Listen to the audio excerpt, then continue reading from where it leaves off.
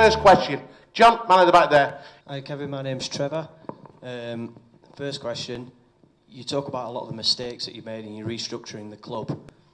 Personally, I think since Derek Dooley, I don't think we've had anybody, a football man. We need somebody at the top who's involved, a real football man who's been in the game, played the game, really knows what he's doing, because, no offence, but some of your decisions suggest sometimes you don't know what you're doing. Okay. I mean that in the nicest way possible. Yeah, no, make no, don't take offence. But let me say this, because Derek obviously was a very good friend. Thank you. A very good friend and a great ambassador for Sheffield United for a long time. Football changed an awful lot during Derek's latter years. Believe me, the complexity of footballers' contracts, the conditions of contracts, the position of agents representing footballers, which is a continuous problem for a club. In Derek's days, principal days, you actually did own your footballer. You know, he was your employee per se, who would act as an employee as if he was working for a firm of builders or a firm of accountants. It changed under the Bosman ruling, where there was freedom of contract.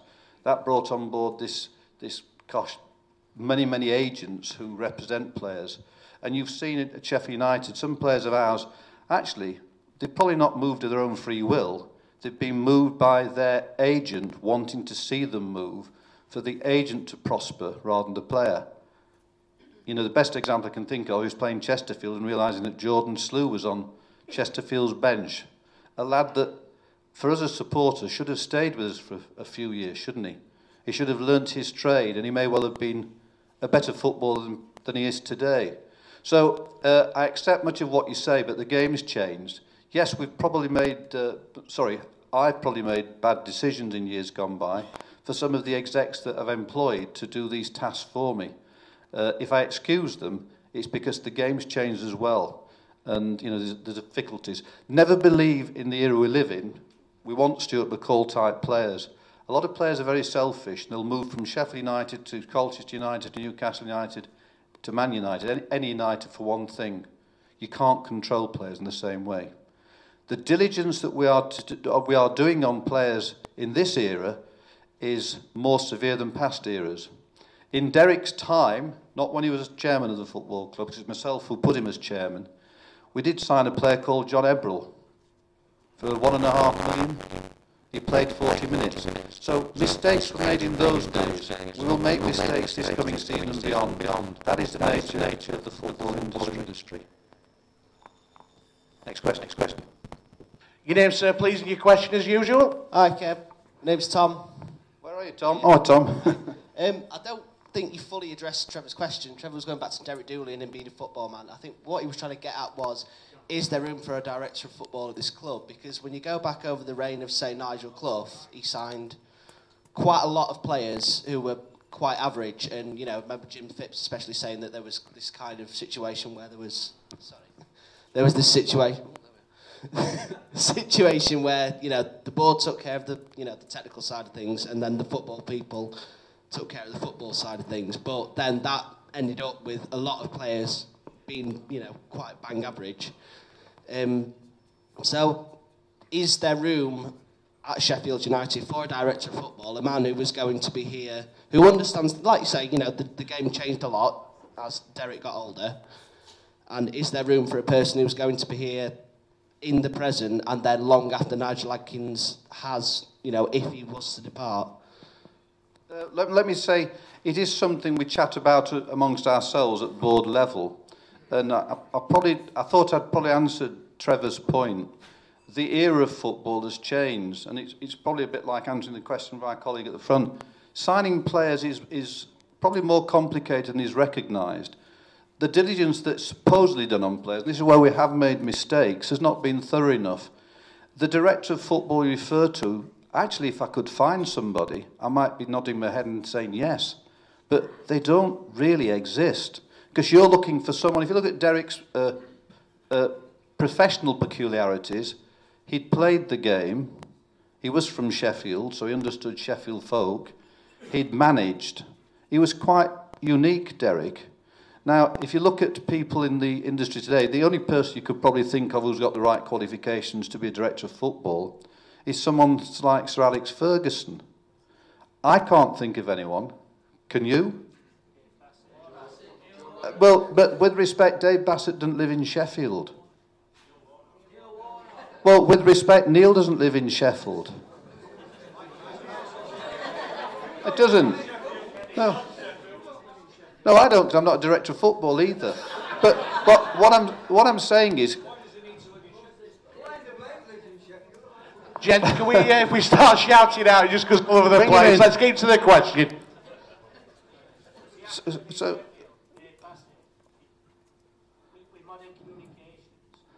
look, if I'm trying to answer you, when I say they need to live in Sheffield, they need to be as close to the academy and our youth development system as they do to first team football. That is one of the attributes, if you like, of trying to get this guy who is a director of football, who can oversee team managers, because team managers are normally very strong in their views of what's right and wrong. And, you know, if sort of the toes are trod on, then you've got a problem with your team manager. Now, that's where Derek was good. He got a level of diplomacy that, you know, he could say things that probably other guys who were right to say it wouldn't get away with it. You'd upset a manager, then you have more problems than you can believe. So maybe, Tom, that's what I'm trying to say. It's not easy. You try and find them, because, you know, Dave Bassett, I know well, he's a great chum. It's the but bit. Thanks for that, TC. Kevin. Well, another question up at the back. See your arm, sir, as well, Matt. Your name, sir, please? Yeah, it's Paul. Kevin, you mentioned about the academy and the young players coming through, you know, which is brilliant. The only thing that's concerning is that you also said that the aim is to get to the Premier League. But you know as well as I do, and history can show this, that any players that come through well in the academy eventually seem to get sold. And that's not a criticism of the club, but it is a fight. And so how are we going to maintain these players to make a real assault if and when we get into the Championship for the Premiership? Yeah, it's a good point, because I suppose it's the rules of the jungle here. Until you get back to the Premiership, if somebody from the Premiership wants one of your players, you can't keep them. Our colleague in the second row there made reference to Southampton.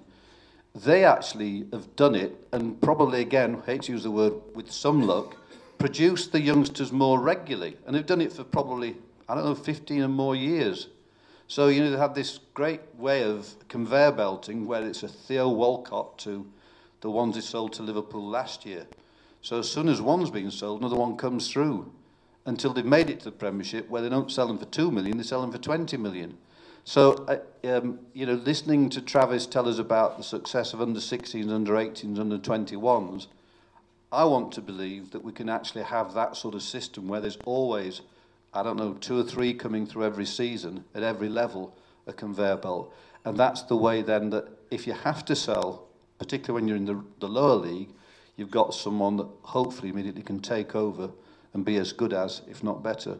So the Southampton model, you know, is a good model. We've probably got something similar to Southampton, not quite as proven, but, you know, I don't need to reflect back on the players who've come through our academy who've been a big success, some of which are still playing for England at the minute, in Jags and Kyle Walker et al. So we've done it, not to the same extent as Southampton. And Travis, we must try and emulate Southampton. They play in red and white. Just another quick point, Kevin, before I pass it on to somebody else. I don't know if you're aware that in social media and on the radio that there are United fans that are trying to persuade people not to take up the 10% offer of season tickets, like I'm sure most of us have already, because they're wanting to see what the squad's going to be like, and they're willing to forfeit that 10% to get nearer to the start of the season to see what the squad of the team's going to be like. And it's quite common on social media and on the radio stations at the moment, this. Well, I mean, I can't really answer them. I can only say if the under-21s are playing in a final next week at Charlton, go and watch them, because some of those under-21s should hopefully be playing in the first team next season. So that's part of what will be the makeup of the squad. Beyond that, it's work that's got to be done by the technical board and led by the team manager. So, you know, Whether we wish it or not, it'll be some weeks before there's activity to try and shape the squad to get ready for next season. Okay, gentleman with his hand up down at the front there, Gary. Say again, say your name, please. My name's David Tether. You talk about this technical board. Who has the final say on it? And also, who runs this club at the moment when we've got two joint owners, not in Sheffield? We don't have a chief exec, and we don't have anybody that I'm aware of on the board of directors who has any football experience. Depends what you call by football experience, doesn't it? If your first point was who actually selects and chooses. Who will make the decision? The final. You're going to have a committee of sorts to do the recruitment, which will involve the manager. No, I can answer you.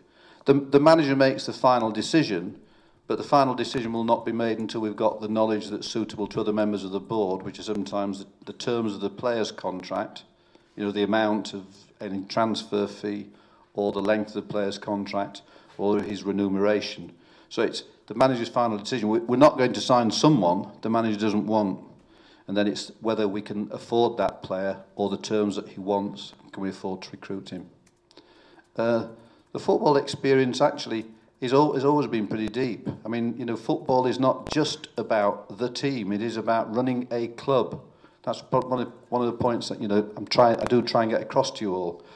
Some of our supporters who run the Supporters Association understand that better than anyone.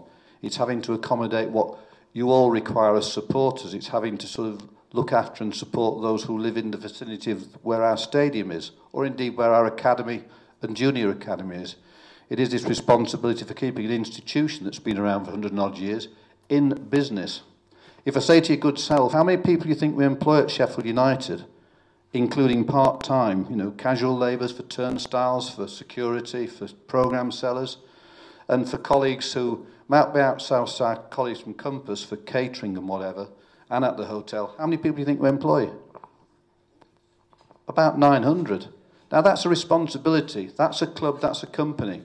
When you run a football club, you have a responsibility that you fully accede to. We've not gone belly up, like a Southampton, like a Leicester City, like many other clubs. We've actually survived bad times. We know the responsibilities of running a football club, and that is experience. Thanks, Kevin. Next question, just at the back with John Kane up here, Chair. Your name, sir, please. Hey up, Kev. Dan. Hiya, Dan. Hey up, pal. I want to know, like, League One players, good players, you look at Wolves, Bristol, City, Wigan, they've all signed good League One players. Why do we seem like allergic to doing that? It's difficult for me to give you an answer other than saying I don't really disagree with you. You know, do you buy from the bottom up, or do you buy from the top down? And maybe we could talk about Dave Bassett. Thinking about players he brought in, they weren't sort of from the creme de la creme, so to speak. They were a rough and ready Brian Dean or a Bob Booker. You know, a Bob Booker, great player, forget it. Great team player, fantastic, character and drive. And they were sort of, he looked it to the way round to get those players in that era that were perceived to be hungrier, desperate to sort of pursue a career, and he chose often wisely. Mind you, Dave got a lot of criticism from support in his heyday. So I agree with your question, and I can't answer it because I agree with you.